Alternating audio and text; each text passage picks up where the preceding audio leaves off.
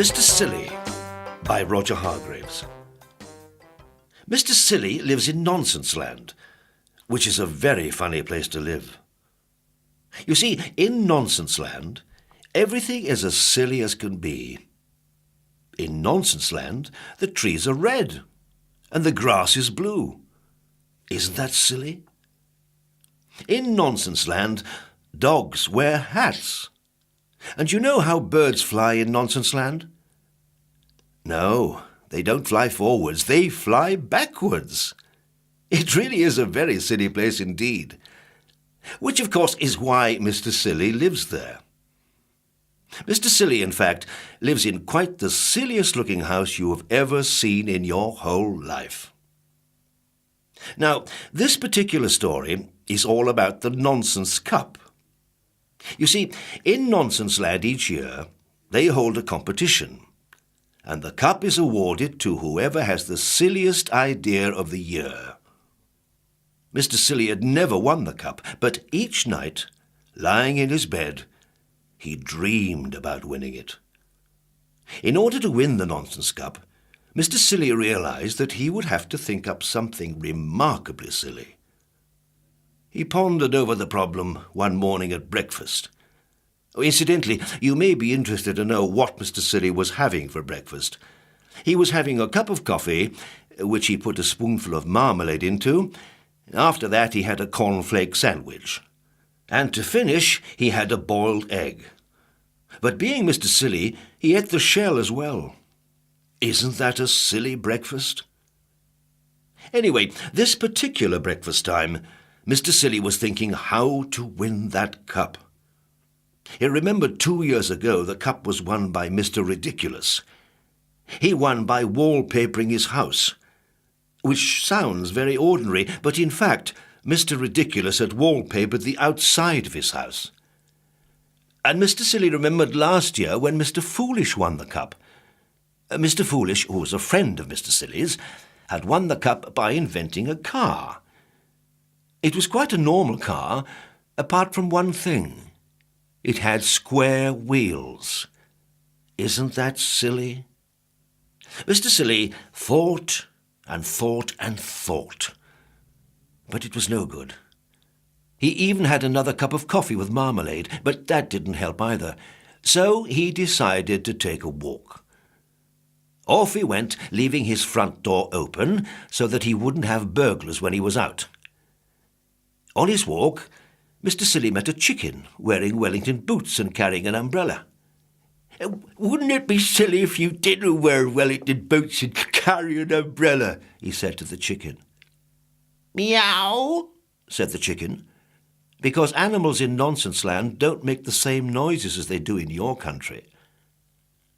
On his walk, Mr. Silly met a worm wearing a top hat, monocle, and an old-school tie. "Wouldn't it be silly if you didn't wear a top hat, a monocle, and an old-school tie?" he said to the worm. "Quack, quack," said the worm. Next, Mr. Silly met a pig wearing trousers and a bowler hat. "Wouldn't it be silly if you didn't wear trousers and a bowler hat?" he asked the pig. "Moo," said the pig. Isn't that silly? It was in the middle of Mr. Silly's walk that he had his idea. It was a beautifully silly idea, quite the silliest idea he'd ever had. He hurried into town and bought himself a pot of paint and a paintbrush. The day of the great awarding of the Nonsense Cup arrived. A huge crowd assembled in the city square to see who was going to win the cup. The king of Nonsense Land mounted the specially built platform.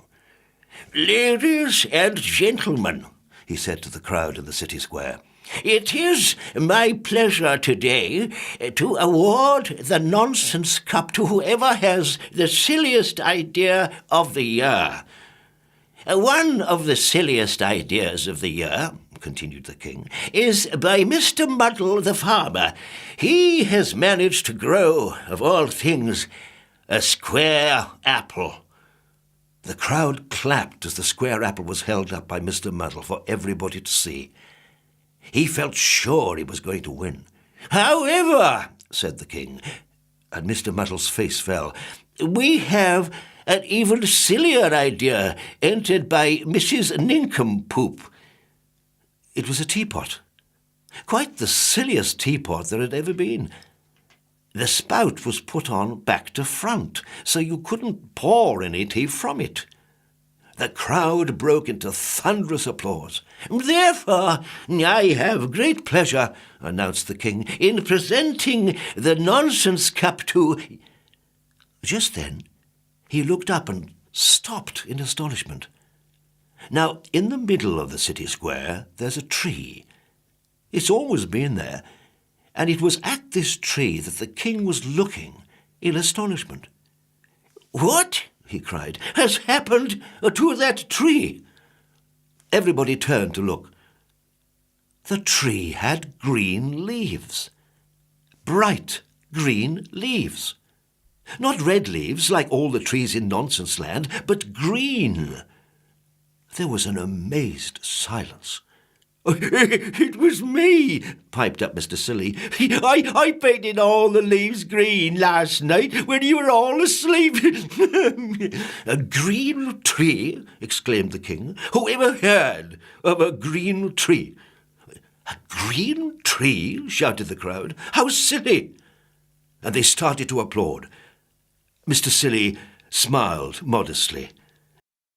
The king held up his hands. "I think," he said, "that this is the silliest idea I have ever heard of, and therefore I award the nonsense cup to Mr. Silly." The crowd cheered and cheered. Mr. Silly went pink with pride, and a bird, perched high up in the branches of the silly green tree, looked down. "Woof!" it said, and flew off, backwards.